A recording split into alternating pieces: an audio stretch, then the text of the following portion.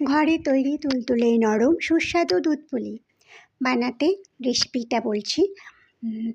5 cup আতপ চালের গুঁড়ো, 3 কাপ ময়দা, 1 চিমটে লবণ সহযোগে ঈষৎ উষ্ণ জলে ডোটা মাখা হবে। পুর তৈরির জন্য লাগবে 2টি নারকেল কোড়া, তাতে 1 চামচ কাওয়া ঘি, পরিমাণ মতো চিনি এবং সামান্য নুন দিয়ে পুর তৈরি হবে। আর ডো মাখা হলো, পুর তৈরি হলো। এবার দুধ, 1.5 লিটার লিকুইড দুধ, 200 গ্রাম আমুল গুঁড়ো দুধ।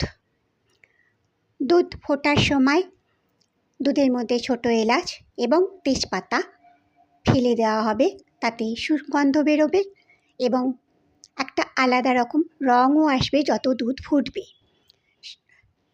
আমার রেসিপি যদি কারোর ভালো লাগে, নামানোর সময় অবশ্যই খেজুর গুড়ের রস ছড়িয়ে নেবে।